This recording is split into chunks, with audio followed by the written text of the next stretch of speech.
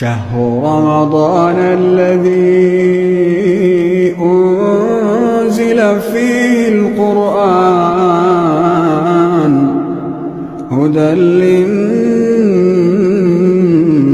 وبينات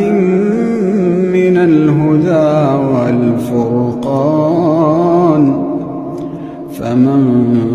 شهد منكم الشهر فليصمه